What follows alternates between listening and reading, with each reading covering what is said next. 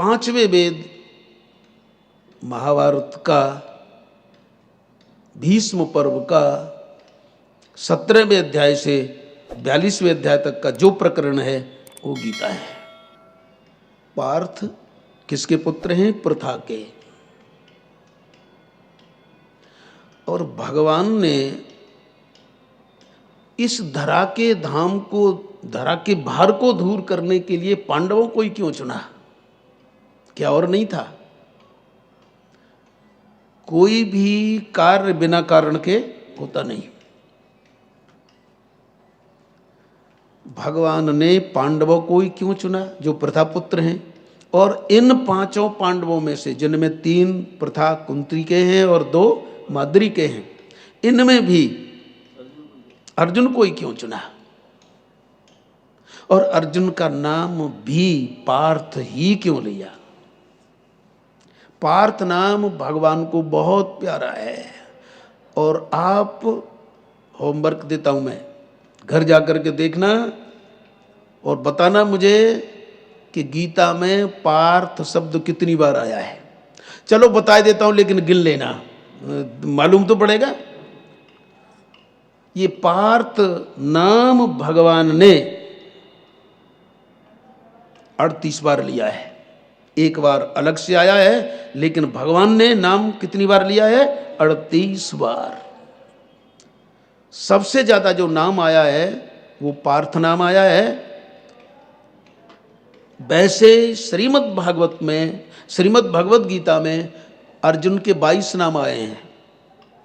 लिख लो, क्योंकि पता नहीं कब कौन सी क्या आ जाए ध्यान में। तो संपूर्ण गीता में अर्जुन के नाम कितने आए हैं? 22। और सबसे ज्यादा जो नाम लिए हैं वो कौन से हैं? वो पार्थ है। और संपूर्ण गीता में पार्थ नाम 38 बार आया है। एक बार और आया है, ये 39 बार है, लेकिन भगवान ने जो लिया है वो 38 है। आइए, भगवान ने प्रथा को ही क्यों चुना? अब कुंती ये समझना, जब मैं प्रथा कहूं तो प्रथा कौन है? भगवान की बुआ। और भगवान के तो और भी बुआ थी, जिनके बड़े बड़े प्रतापी पुत्र हुए हैं। अन्य बुआओं की तरफ ध्यान नहीं दिया भगवान ने। लेकिन अब ध्यान दो, मैं क्या कहना चाहता हूं। भगवान के अनेक बुआएं हैं और उन सब के पुत्र बलिष्ठ हैं, प्रतापी हैं, लेकिन किसी पर भी ध्यान नहीं दिया। इन्हीं पर ध्यान क्यों दिया? इन पर ध्यान इसलिए दिया, अब आप जानते हैं शिशुपाल दंत कौन थे? ये शिशुपाल कौन था? भगवान की बुआ का ही लड़का था।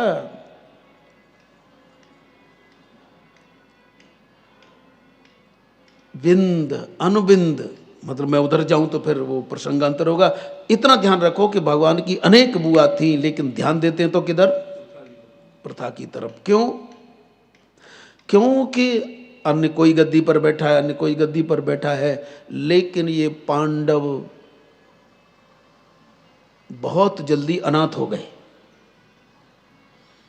बहुत जल्दी अनाथ हो गए। गद्दी पर बैठ गया अंधा धृतराष्ट्र, और वो ऐसे ही नहीं बैठा।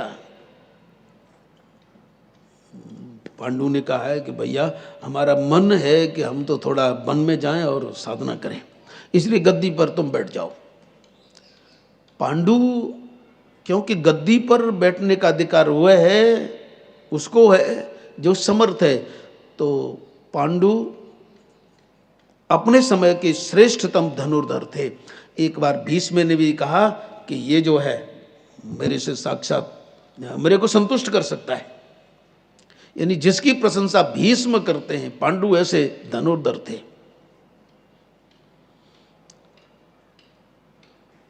तो वे अपने बड़े भाई धृतराष्ट्र से कहते हैं कि मेरा मन है कि मैं थोड़ा जंगल में साधना करूं। तो पांडु कहाँ जा रहे हैं? साधना करने जंगल जा रहे हैं, और इनको बिठा दिया कि तुम बैठो, और जंगल में जाकर के क्या हुआ वो मैं बाद में बताऊंगा। लेकिन प्रथा पर दृष्टि डालो। प्रथा जब छोटी थी, कुंती जब छोटी थी, तब से ही इनमें साधु सेवा करने की ज्यादा ललक थी। तो दुर्वासा आए थे एक बार बचपन में, जब ये छोटी थी, इन्होंने उनकी पूजा की, और आप जानते हो दुर्वासा खुश हो गए। उन्होंने कहा बेटी मांग जो कुछ। तो छोटी थी, उन्होंने कहा बाबा ऐसा वरदान दो कि जिस देवता को बुलाना चाहूं मैं वो आ जाए। बोले ले। तो कुंती को वह वर मिला कि जिसको बुलाना चाहे वो देवता आ जाए। तो दुर्वासा जी तो चले गए। कुंती के मन में आया सूर्यदेव को बुलाऊं, क्योंकि ये तो साक्षात देवता हैं और तो दिखाई भी नहीं दे रहे। तो सूर्य भगवान को बुलाया, आ गए। देवी क्या चाहती हो? बोले नहीं वो तो मैं वैसे ही परीक्षा कर रही थी। तो सूर्यदेव कहते हैं कि हम देवताओं का नियम है कि बिना उपकार किए नहीं जाते, अब तुम्हें कुछ मांगना पड़ेगा। तो बोले कि अब मैं क्या मांगूं? अब सूर्य बोले कि मैं प्रकाश रूप हूं। प्रकाश को ज्ञान भी कहते हैं, और उपनिषदों में ज्ञान पुत्र को भी कहते हैं। तो सूर्य का प्रकाश यानी मेरा प्रकाश है, प्रकाश ज्ञान को कहते हैं, और ज्ञान पुत्र का ही दूसरा नाम है। आत्मा वही पुत्र नामा से उपनिषदों में मंत्र आते हैं। तो ऐसा है, मैं तुम्हें आशीर्वाद देता हूं कि तुम्हारे बेटा पैदा होगा। बोले मैं छोटी और अब ये आप क्या कर रहे हैं? बोले नहीं अब मेरी वाक्य तो अन्यथा हो नहीं सकता, होगा जरूर, लेकिन ऐसी बात है कि उसके पैदा होने की विधि पृथक होगी। तुम्हारा नाम प्रथा है, उस बेटे की जो तुम्हारे पैदा होगा उसकी पैदा होने की विधि भी पृथक होगी, कान से पैदा होगा। और आज के लोग शंका करते हैं, लेकिन सामर्थ्यवान के लिए कोई परेशानी नहीं है। ये देवता सामर्थ्यवान है। सूर्य कितने सामर्थ्यवान है, ये थोड़ा सा निकल आए तो फिर, और आज भी इनकी ऊर्जा से सब कुछ ऊर्जित है कि नहीं है। और सबसे बड़ी विशेष बात है कि हमें गड्ढे में गिरने से बचाते हैं। गड्ढा हमें किन के प्रकाश में दिखाई देता है, और फिर हम गड्ढा दिखाई दे तो फिर नहीं गिर सकते। तो ये प्रत्यक्ष देवता है। और एक विशेष बात है, लिख लीजिए, सूर्य की किरणों में वेद मंत्रों का निवास है। वेदों का यथातथ्य तत्व ये सूर्य भगवान जानते हैं, अथवा फिर गरुड़ जानते हैं। गरुड़ के पंखों में वेद मंत्र रहते हैं, और सूर्य की किरणों में वेद मंत्र रहते हैं। तो आप जानते हैं कि वो पुत्र हुआ कर्ण, जो कानों से। और इसके बाद फिर हुआ ऐसा कि पहली बार जब घूमने गए थे कुंती और पांडु, अब मैं पहली बार की बात करता हूं। पहली बार जब कुंती और पांडु गए तो हुआ ऐसा कि पांडु स्वभाव बस मृगया करने जा रहे हैं। तो घूम रहे हैं तो एक हिरण के पीछे लग गए। भगवान की लीला, हिरण तो कहीं छिप गया। लेकिन हुआ क्या, एक किंदम नाम के ऋषि थे। इन किंदम की पत्नी को थोड़ा वासना जागी, और दिन में बोलती हैं कि पता नहीं ये वासना मुझे परेशान कर रही है, आप मेरी वासना को शांत करें। तो किंदम ने कहा, देवी तुम ऋषि पत्नी हो, तुम्हें पता नहीं कि दिन में संसर्ग नहीं करना चाहिए। पति पत्नी को दिन में संसर्ग नहीं करना चाहिए। तो पत्नी बोलती है वो तो ठीक है, लेकिन पता नहीं मैं नियंत्रण नहीं कर पा रही हूं। तो किंदम ने कहा अच्छा ठीक है, मैं अपनी तपस्या का प्रयोग करता हूं, तुम्हें हिरणी बना देता हूं और मैं हिरण बन जाता हूं। देखो कितनी बड़ी ताकत है, लेकिन काम पर विजय कोई भक्ति ही कर पाता है साहब, तपस्वी नहीं कर पाता। तो हुआ क्या कि किंदम और उनकी पत्नी हिरण हिरणी बने हैं, इधर से पांडु जा रहे हैं, तो उन्होंने हिरण को देखा तो बाण जाकर के कहाँ लगा, उनको किंदम को लग गया, जो हिरण बने थे ऋषि को लग गया। और जैसे ही बाण लगा तो वो अपने रूप में आ गए। पांडु पास में पहुंचे हैं तो पांडु को शाप दिया है कि मैं तुझे शाप देता हूं कि तेरे द्वारा भी तेरे पत्नी के कोई पुत्र नहीं होगा, कोई पुत्र नहीं होगा तेरे द्वारा। और जब तेरे में वासना जागेगी, अपनी पत्नी के पास जाएगा तो तेरा शरीर अंत हो जाएगा। तो हुआ भी वही, जागी थी कभी वासना। और लेकिन उससे पहले आए हैं, पत्नी को बताया है प्रथा को, कुंती को। तो कुंती ने कहा आप चिंता न करें, आपका वंश तो चलेगा। इसलिए पांडु की सलाह से फिर कुंती ने धर्मराज को बुलाया, तो उनके अंश से युधिष्ठिर हुए हैं, हवा के अंश से भीम हुए हैं,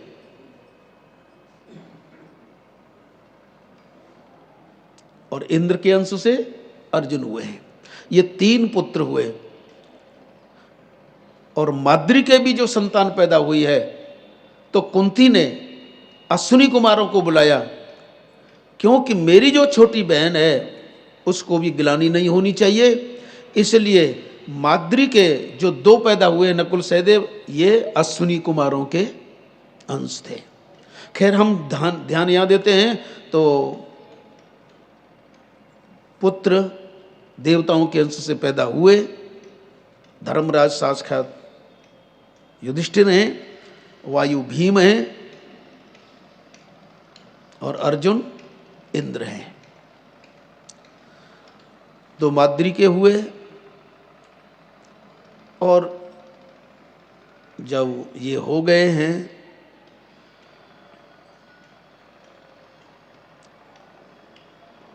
माद्री के सौंदर्य को देखकर एक दिन थोड़ा विचलित हो गए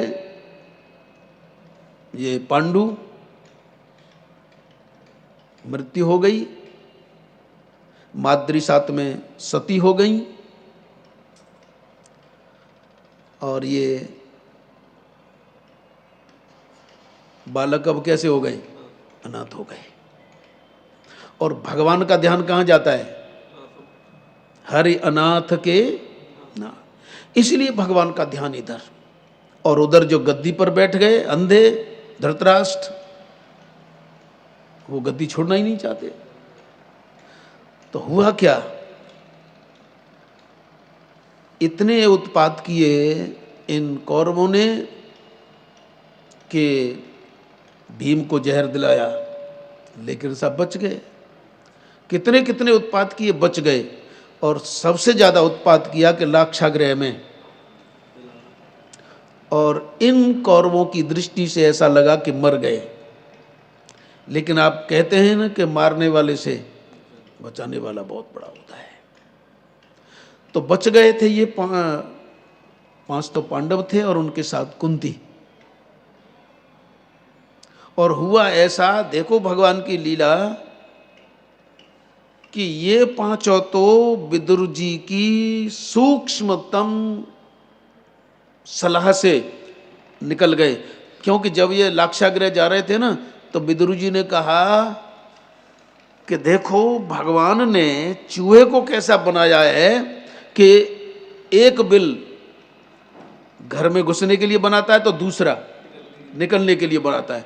तो युधिष्ठिर समझ गए कि ये विदुर जी जो बोल रहे हैं वो जरूर कोई न कोई षड्यंत्र होने वाला है। तो लाक्षागृह में इन्होंने अंदर ही अंदर बाहर निकलने की सुरंग बना ली थी। ये 6 थे, कुंती और 5 पांडव। और हुआ ऐसा कि जिस दिन वो आग लगानी थी विरोचन के द्वारा, तो वहां कहीं से आ गए 5 भील और उनकी माता। तो वो तो अंदर, और ये, और जब विरोचन ने आग लगा दी और बाद में देखा तो वहां कितनी हड्डियां मिली, तो लोग समझ गए कि, लेकिन मारने वाला है भगवान, बचाने वाला है। और इस बात को ये जानते हैं, इसलिए भगवान गीता में कहते हैं, ओ पागल अर्जुन, मैं जानता हूं, लेकिन मैं वर्तमान जानता हूं, मैं भविष्य जानता हूं, भूतकाल सब। भविष्याणि च भूतानि माम तु वेद न कश्चन। तो हुआ ऐसा कि ये तो पांचों पांडव बच गए, लेकिन अब हैं कैसे, सनाथ हैं कि अनाथ हैं? तो ये निकल करके गए एक जगह।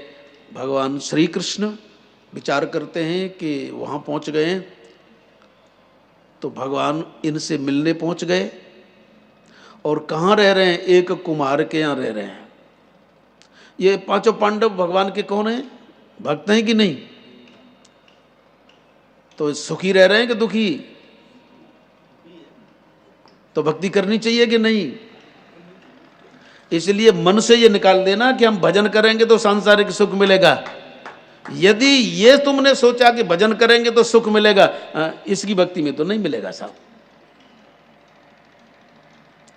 पांडव भगवान के भक्त हैं। कहाँ रहना पड़ रहा है? एक कुम्हार के यहाँ, एक चक्रा नगरी में कुम्हार के यहाँ रह रहे हैं। खैर प्रभु पहुंचे हैं, बातचीत हुई है। इसके कुछ दिनों बाद क्या हुआ कि उस समय महाभारत काल में 3 देवियां ऐसी हैं जो योग माया का अवतार हैं। एक तो स्वयं वे थी जो देवकी के गर्भ से जिन्होंने जन्म लिया, जिसको कंस मारना चाहता था, भगवान की बहन बनकर अवतरित हुई, नंदात्मजा, जो आज भी कात्यायनी के नाम से हमारे श्रीधाम वृंदावन है। वृंदावन का तो नाम आते ही सा कुछ अटपटा सा लगता है।